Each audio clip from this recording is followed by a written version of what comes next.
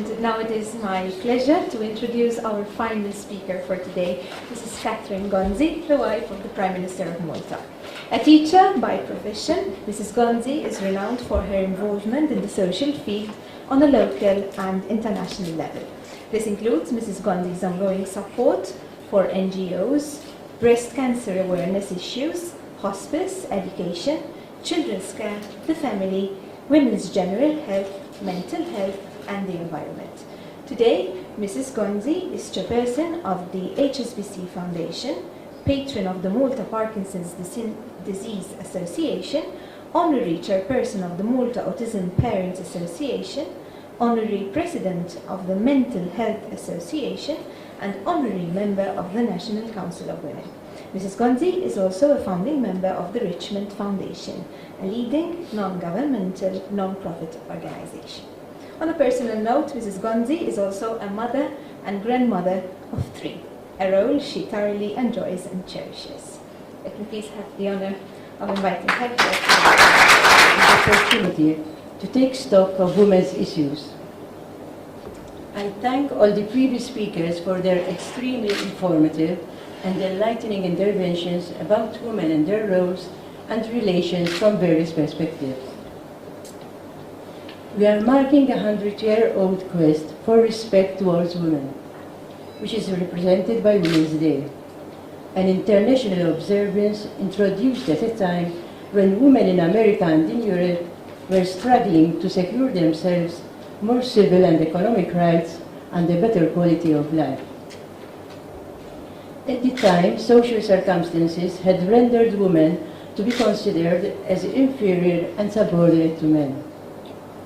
Back then, in the early 20th century, governments embarked on a process to endorse women's quest for recognition. This process, officiated 100 years ago, and which is still ongoing today, actually represents an issue which is as old as human mankind, disguised in a myriad of representations. As the previous speakers have so aptly referred, respect for women features strongly in the main religions, as it also does in mythology and in history. Our own Maltese ancient history features very prominently the goddess of fertility. Greek mythology carries a very strong representation of women who commanded respect. The Christian religion conveys a strong message of respect towards women, particularly in the New Testament. Jesus specifically refrains from stoning the woman when society would have condemned strongly because of her actions. The Bible also gives prominence to a number of female characters, such as Mary, the mother of Jesus. The Quran also makes several references to women being worthy of respect. It is therefore in this context that I would like to focus on women's journey through so far, and then to look beyond.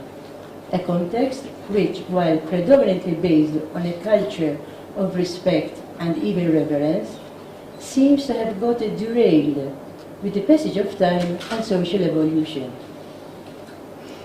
Over the past years, efforts have been invested in trying to establish the balance which earlier communities may have enjoyed, obviously in a more primitive economic environment. In the Western world, which I will focus upon later, women's recognition has progressed steadily over the past 100 years. In other areas, such as North Africa and the Middle East, women's issues are to be assessed in the context of prevailing social arrangements. The current situations whereby populations are requesting improved democratic processes may be catalytic to bringing about changes which may have a direct impact upon women. Precisely because of such potential, women's roles in the historical events that are currently developing in the area have attracted considerable attention. There is also a considerable level of anticipation whether women's roles within society will be different as a result of this process of social development. a group of female senators in the United States have urged that the new administrations in these countries will allow appropriate space for female representation, improved education, and involvement of women in decisions that concern them. In following the reports of events as they evolve, I was very interested to note a dichotomy, if one may call it that. The way women are expected to appear in public and their behavior, and the freedom some of them have acquired through education and the use of technology, at times seem contradictory. Female lawyers, journalists, and users of social media, for example, are enjoying the results of an increased level of emancipation. Whether this will also reflect itself upon the wider population and also in respect of social rules remains to be seen. As a nation, Malta embarked on a process of recognition of women's value in society beyond the family in the late 80s. Significantly later than our Northern European counterparts, yet the progress in Malta registered in a short time was very significant. However, our efforts, enhanced further by our membership in the European Union, have provided us with specific direction. Significant changes has been registered primarily in terms of participation in the labour market, work-life balance, and in some specific aspects also in education. Exposure to the media hastened the process. The number of female university graduates has surpassed men. Stereotypical career streams have practically been neutralized. A significant number of women further their studies at postgraduate level. The number of women in the labour market has registered increases. Government policies in this regard seem to have started to bear results. In principle, as a country today, we reflect the achievements of the Western world. Yet we still have to work harder, as there are other challenges ahead. Female politicians at all levels of representation remain few. Women in decision-making positions are still below the desired level, although significant improvement has been registered there too. With flexibility and family-friendly measures, women are better assured of a career progression within the public service, and the opportunity of reaching the higher echelons of the public service has increased. One hopes that the increasing trend will be sustained in the future. Government is also engaged in an active process to increase the number of female representatives on boards to encourage more holistic decision-making and policy-making processes. Improvement does not come without its challenges. Women may choose to focus upon their ambitions and postpone or completely avoid having a family, thereby increasing challenges in population replacement rates. Other women may put all their efforts into raising a family, delaying the maximization of their potential in other sectors, resulting in limited economic growth. Many women, in their efforts to prove themselves, or out of sheer need, have taken upon themselves increased burdens. Particularly in juggling careers together at home and family responsibilities, women may experience burnout. This in itself is an implicit indicator that there still exists a cultural gap between women and men.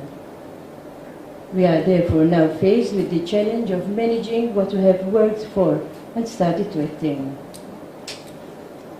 In this sense, Maltese women may, to a certain extent, be considered as a fair representation of women in the Western world. The situation begs the question, where do we go from here? How do we address these challenges that our successes have presented us with? We are now called to educate better for family life, and I don't mean just the women, I dare say particularly the men. I am aware of specific efforts which have been introduced into the education system, the availability of home economics to male students, and the introduction of textbooks which do not reflect stereotypical divisions of roles in the household. These are two steps in the right direction. The journey needs to be traveled through. A more gender-oriented education will contribute towards the molding of more sensitized communities that appreciate women's contributions across the board. Complementary to that, a more holistic education would better empower the men to embrace roles which until recently were assigned primarily to women. Not that this is without its challenges.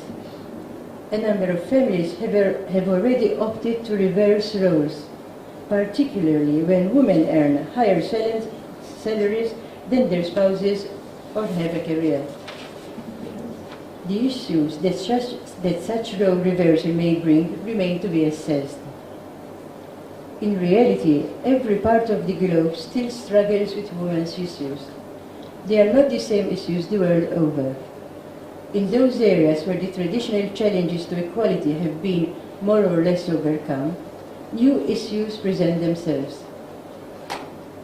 Educated women, when they vow to contribute towards their society through a career, while at the same time forming a family, face issues together with their partners which require new forms of action. The challenges in establishing a balance between work demands and family responsibilities started off as a woman's issue. A reflection of the development in the concept of equality today makes it more of a family issue.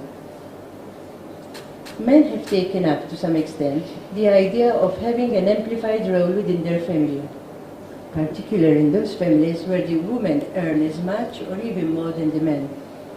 And these are a few positive examples. Governments, political parties, and decision-making bodies, which are still predominantly constituted of men, need to appreciate the different, albeit complementary contribution that women can make and embrace female participation. We are therefore at a point where it is due for us to take stock. Looking back, we ought to be proud of our achievement, and I must say, over quite a short span in our country. However, we need to question thoroughly whether we can be content that what we have achieved is enough. Rather, we need to constantly question the ways in which each society can evolve to sustain the respect to its members, both women and men, in their quest to live in harmony and contribute towards a better quality of life for all. Thank you very much for your attention.